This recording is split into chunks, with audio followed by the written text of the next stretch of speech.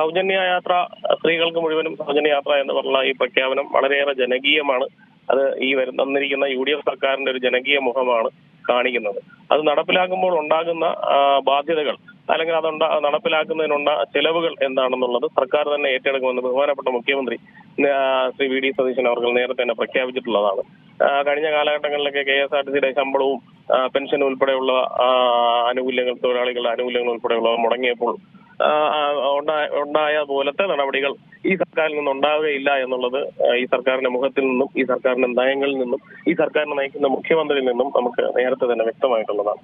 അതുകൊണ്ട് തന്നെ ഈ മുഖ്യമന്ത്രി തന്ന ഉറപ്പ് കൃത്യമായി പാലിക്കപ്പെടുമെന്നും ഈ ജനകീയ പ്രഖ്യാപനം KSRTCയുടെ നടപ്പിലാക്കുന്നത് കൊണ്ട് KSRTCക്ക് KSRTCക്കോ KSRTC തൊഴിലാളികൾക്ക് യാതൊരു വിധമായ ബുദ്ധിമുട്ടുകൾ ഉണ്ടാകില്ല എന്നും സർക്കാർ ഉറപ്പ് വരുത്തും എന്ന് തന്നെയാണ് DDF വിശ്വസിക്കുന്നത്.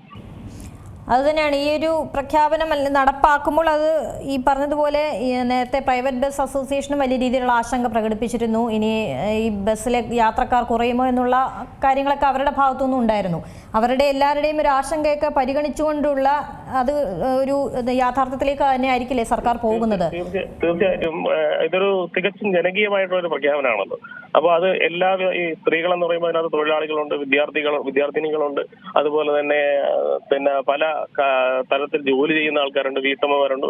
അങ്ങനെ എല്ലാ തലത്തിലുമുള്ള ജനങ്ങളെ സ്പർശിക്കുന്ന അവർക്ക് ആനുകൂല്യങ്ങൾ അനുഭവിക്കാൻ പറ്റുന്ന ഒരു പ്രഖ്യാപനമാണ് സർക്കാരിൽ നിന്നുണ്ടായിരിക്കുന്നത്. അപ്പൊ അത്തരം ഒരു പ്രഖ്യാപനം ഉണ്ടാകുമ്പോൾ അതിനെ മറ്റുള്ളവരെ ഈ തൊഴിലാളികളോടൊപ്പം അല്ലെങ്കിൽ ഇത് അനുഭവിക്കുന്ന ഇതുമായിട്ട് ബന്ധപ്പെട്ട് നിൽക്കുന്ന വിഭാഗങ്ങളെ ഒന്നും ബാധിക്കാത്ത തരത്തിൽ അവർക്കുണ്ടാകുന്ന നഷ്ടങ്ങളെയൊക്കെ കൃത്യമായി ബോധ്യപ്പെട്ടുകൊണ്ട് അതിനെയൊക്കെ പരിഹരിച്ചു കൊണ്ടുപോകുന്ന ഒരു നിലപാട് തന്നെ സർക്കാർ സ്വീകരിക്കുമെന്നാണ് വളരെ പോസിറ്റീവായിട്ട് തന്നെ ഞങ്ങൾ ഇതിനെ കരുതുന്നത്.